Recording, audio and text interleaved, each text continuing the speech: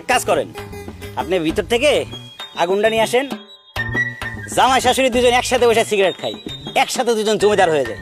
তোরে এমন কানে নিচে ঠাড়ায় দেবো না, তখন তুই বুঝবি বেয়াদ্দপের বাচ্চা বেয়াদ্দপ। এই চল যাই সব কাম কাজ করবি। এই তোরে কি জমিদারি ভাগ করার লেগে এখানে আনছি, না চাকর বাকরের সব কাম করার লেগে আনছি? আপনার কি বিবেক বোধ কিছু নাই? বিবেক বুদ্ধি সব গেছে গা। আরে আমি হলো জমিদারের মতো বসে আছি, সিগারেট খেয়ে জমিদারি ভাব নেব, আর আমার দিয়ে আপনি বাড়ির চাকর বাকরের কাজ করাইতে চান? আর তোর কত বড় সাহস, তুই আমার পোলারে জুতা দিয়া পিটাইছস? পিটানোর দেখছেন কি? এখনো তো শুরুই করি নাই। শোনেন শাশুড়ি আম্মা, আমি কিন্তু জন্মের ঘাওড়া, যেইতেই ঘাওড়া না, কিন্তু একদম পুরাই ঘাওড়া জামাই আপনার। এই তুই কি কইতে চাস? তোর গাওড়া মিলে আমি ডরাই? হ্যাঁ, তোর গাওড়া মিলে আমি ডরাই? ওঠ কইতেছি, ওঠ, উঠে যায় কতগুলো থালা বাটি আছে, এগুলো সব ধুবি, তারপরে ঘর ঝাড়ু দিয়ে ঘর মুছবি। আমার সবুজের অনেকগুলো কাপড় চোপড় আছে, এগুলো ডইলা ডইলা ভালো করে পরিষ্কার করে ধুবি। যা। আর তোর গাওড়ামির কথা কইতেছস না? তোমার গাওড়ামি কাম করাইতে করাইতে এই গাড়ের থেকে গাওড়ামি নামাই দেব। ওঠ, ওঠ কইতেছি। কিলো এই বড়িস কি দিগা? ওঠ, ওঠ, ওঠ কইতেছ আমার মাথা গরম করে। ওঠ, ওঠ, ওঠ, ওঠ, হ্যাঁ? এর অল্প কয়টা আছে, এগুলো ধোইলে তারপর যা আছে পাকে করে ওগুলো ধুবি।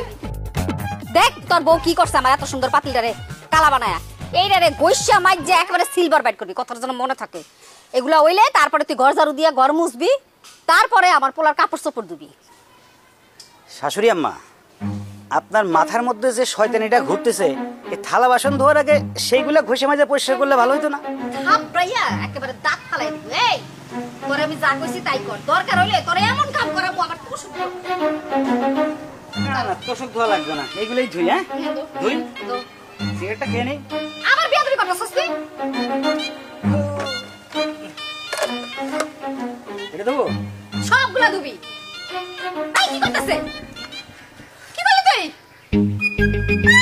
দেখতে চাই না দাদা, আমার কত দামি প্লেট ধরে ফিক্কা ফেলা নষ্ট করে ফেলাইতেছে। এই তুই এগুলা কি করতেছস? তোরে আজকে আমি এটা তো নিচে ফেলাইছি, এবার যদি ধরে এটা মাথায় পাবো আমি, সেটা ভালো হবে। ধরেন, ধরেন হাতে। শাশুড়ি আম্মা, হাওড়া কত বোকা কি কি দেখো নাই তো, তাই না? সবে তো শুরু।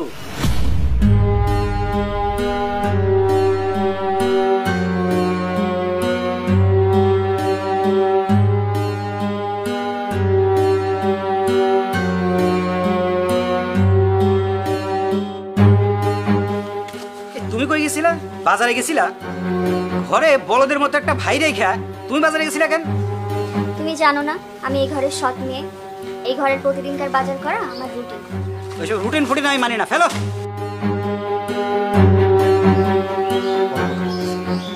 এখন থেকে আর তুমি বাজারে যেতে পারবে না, এতে এই বাড়িতে রান্না হইলে হবে, না হইলে না হবে। তোমার বাজারে যাওয়া বন্ধ, এটা আমার হুকুম। ওই ছোট লোকের বাচ্চা, এইভাবে যে বাজারে একটা ফেলায় দিলি, তুই কি কইতে পারবি এখানে কত টাকার বাজার আছে? সেটা জানার আমার দরকার নাই। শ্বশুরের বাচ্চা শালা, ঘরের মধ্যে বসে খায়া খায়া সারের মতো ফুলতিছো, আর বড় বোনকে দিয়ে পাঠাও বাজারে। না লজ্জা করে না তোমার?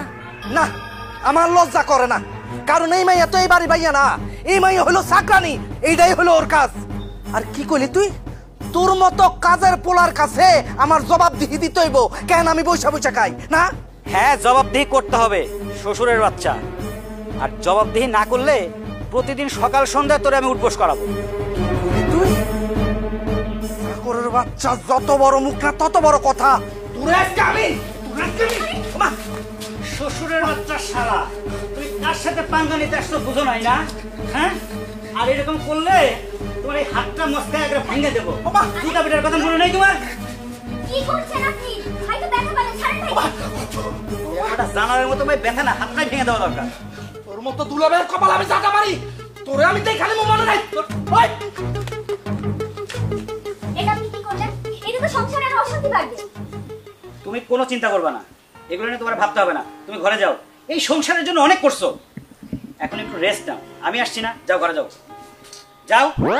ঘাওড়া জামাই, ঘাওড়া জামাই, ঘাওড়া জামাই, ঘাওড়া জামাই, ঘাওড়া জামাই, ঘাওড়া জামাই, ঘাওড়া জামাই, ঘাওড়া জামাই।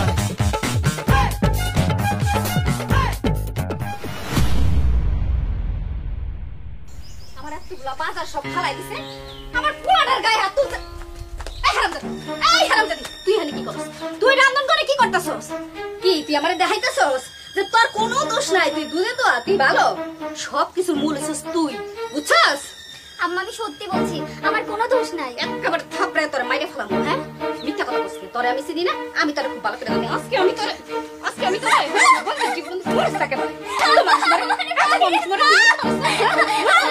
আমার সংসারে কি করছ তোর মায়ের বসতে তুই মানুষ থাকলি গা হ্যাঁ এখন বাপের কাছে যদি না লইতেছ না একটা দুটো করে মারবো পরে আমি বদমাইশ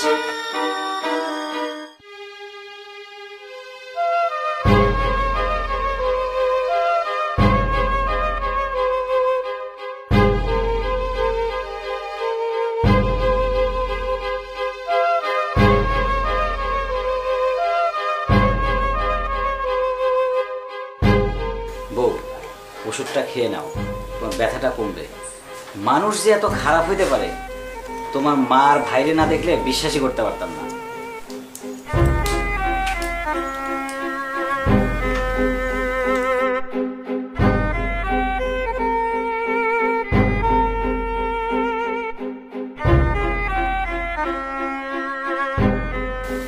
মা খুব লাগছে। না না বাবা আমার লাগে নাই। ও আমি জানি তো তুই আমারে বলবি না, কারণ আমি মনে কষ্ট পাবো, এই জন্য আজীবন তুই আমার কাছে মিথ্যা কথা কয়ে গেছিস, শত কষ্ট বুকের মধ্যে চাপা দিয়া রাখছিস, তবু তুই আমারে কিছুই জানাস নাই। তোর আজকে এই পরিস্থিতির জন্য আমি তাই মা, তুই আমার মাফ করে দে, আমার মাফ করে দে, আমার মাফ করে দে। বাবা তুমি কেঁদো না, এতে তোমার কোনো দোষ নাই। তুমি তো চেয়েছিলে আমার জীবনটা ফুলের মতো হোক, এই জীবনটাই আমার কাছে ফুলের মতো। আমি সবকিছু মেনে নিয়েছি, কিন্তু তোমার কান্না আমি সহ্য করতে পারবো না। তুমি কেঁদো না। আমি বাবা হয়ে তো তোর জন্য কিছুই করতে পারলাম না। মিম মিম এক গ্লাস গরম দুধ দিয়ে আয়। আচ্ছা আব্বা। জামাই বাবাজি, তুমি তো সবকিছুই জানো, এখন তুমি সবকিছু সামলাই নেবা বাবা। আব্বা আপনারা পাশে থাকলে সবই পারবো। আমরা সবাই তোমার পাশে আছি বাবা, তুমি তোমার মতো সবকিছু বুঝে নাও। জি আব্বা দাও, এই নাও এটা খেয়ে নাও তো। না না, এই দুধ তো ছোট ভাই সবুজের, আমি খেলে আম্মা অনেক রাগ করবে। আমার দুধ খাওয়া লাগবে না, আমি এমনি সুস্থ হয়ে যাব। মা আমরা আছি তো, তুই খা, দুধটুক খা মা। আপা দুধটা খাও, ক্রান্তিটা দূর হবে। এই খবরদার হরম যদি তোমার সাহস এত জিব্বাকে দেখছো, আমি সবুজে লেগে দুধটা জাল দিয়ে রাখছিলাম, কে না দিছে? কে দিছে এই দুধটা? হ্যাঁ এত লোককে এত খাইতে মনে চাই কেন? হ্যাঁ আর যদি তোরা কোনোদিন আমি দেখি কোনো ভালো মন্দ খাওয়ানোর লেগে লোক করছস, তাহলে একবার জিব্বা কাটতে ফেলাম, গলার মধ্যে দুধের বদলে একেবারে বিষ ঢেলে দিই। বদমাইশ, কথা যেন মনে থাকে। আর সবাইরে কইতেছি ভুলও যেন এরকম কাজ না করে। আমি তো বুঝছি কে দিছে, তাহলে কিন্তু খবর আছে।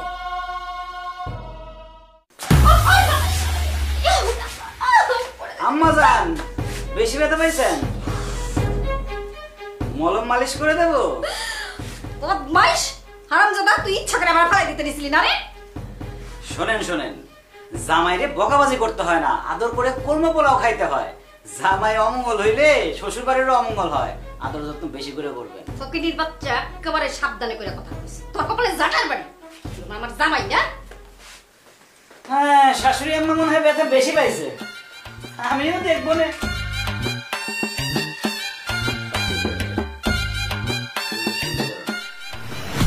আরে বাবা, পায়ের ব্যথা তো বাড়ছে।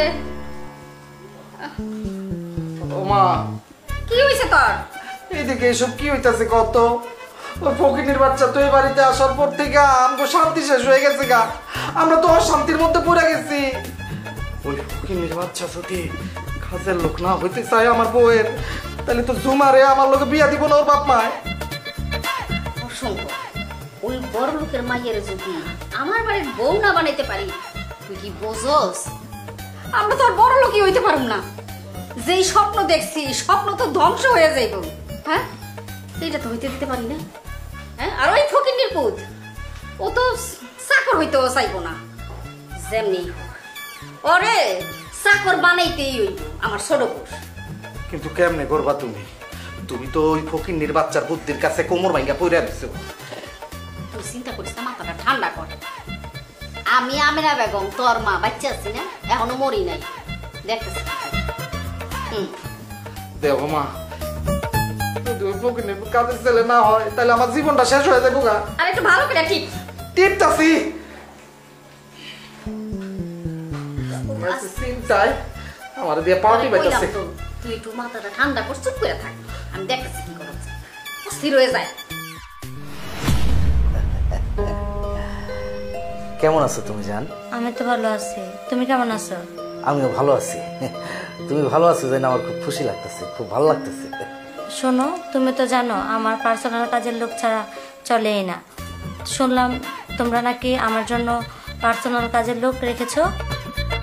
তোমার আম্মু আমার আম্মুকে ফোন দিয়ে বলল আমি ওর সাথে দেখা করে আমার সবকিছু ওকে বুঝিয়ে দিতে চাই। হায় আল্লাহ, কি বিপদে বললাম। এই ফকিন্নির পুত্র তো কোনোভাবে কাজের ছেলে হয়ে দেখা করতে দেবো না।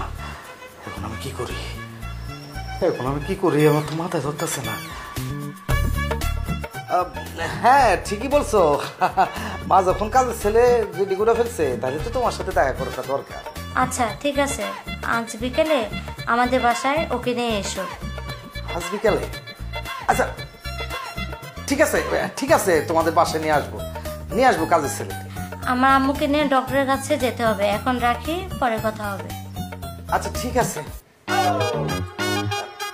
ভালো থেকো। হ্যাঁ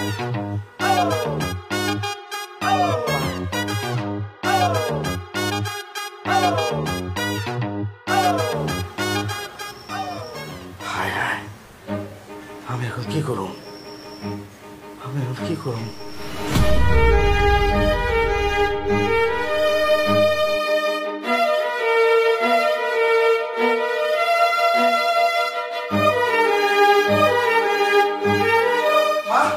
ওমা, আরে তুমি বসে বসে পান খাইতেছো, ওদিকে তো সর্বনাশ হয়ে গেছে গা। কি হইছে তুই এমনি কি কইতাছিস? কি সর্বনাশ হয়ে গেছে? মা তোমায় ওই কাজের পোলারে দেখতে চাইছে। কসকি হায় হায়, এ তো মহাবিপদ। ওই হারামজাদাই তো কিছুতেই কাজে পোলা হইতে রাজি হইব না। হ্যাঁ, ওই ইবলিস তো আরো চাইবো তোর বিয়েটা ভাঙা ফেলাইতে। কেমন কি হইব? না মা, কোনো মতে এই বিয়ে ভাঙতে দেবো না। এই বিয়ে যদি ভাঙে যায় তাহলে আমি জীবনে কোনোদিন বড় হইতে পারবো না। মা যেইভাবে হোক এই বিয়ে আমার করতে হইব। মা এই বিয়ে আমার করতে হইব। অবশ্যই যেমনি হোক, এত বড় লোকের মাইয়া হাজারা কখন যাইব না। তুই চিন্তা করিস না, আমি ব্যবস্থা করতেছি, দেখতেছি। পান খেয়ে চিন্তা করে কি করন যায়। তাড়াতাড়ি চিন্তা করো। না অস্থির হয়ে যাস কি নিগা? আমি অস্থির হবো না, কেড়ে হইব। আসি তো আমি, মাথা না ঠান্ডা।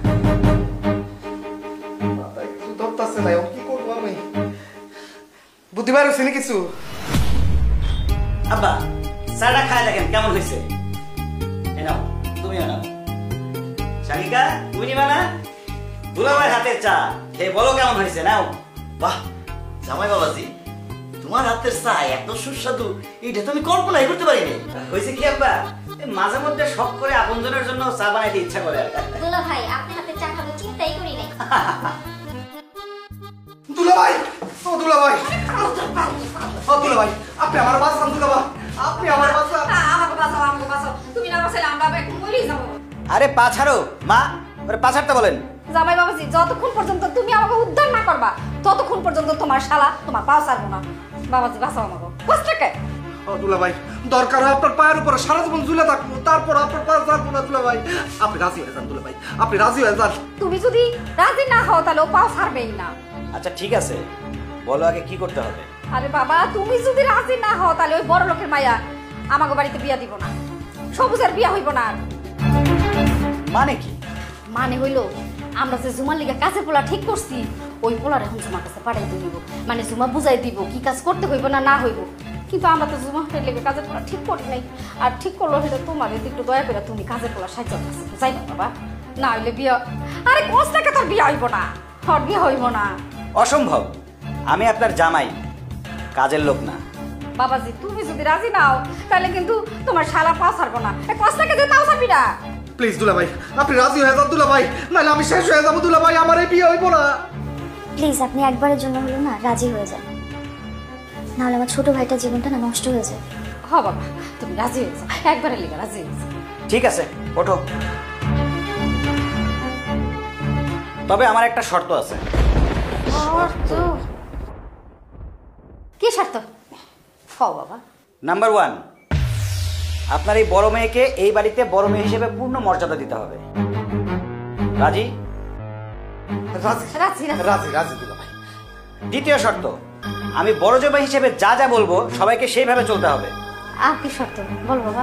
আপনার বড় মেয়ের গায়ে হাত তোলা তো দূরের কথা, ওকে সম্মান দিয়ে কথা বলতে হবে। আর আমার কথার বাইরে এই বাড়ির ভিতরে বাইরে কোথাও এক পাও ফেলা যাবে না। আমি যা যা বলবো সেভাবে চলতে হবে। আচ্ছা ঠিক আছে, ঠিক আছে বাবা। ঠিক আছে ঠিক আছে, আমরা রাজি। ঠিক আছে, যদি রাজি হয় তাহলে ছোট শালার জন্য একবার যাওয়াই যায়।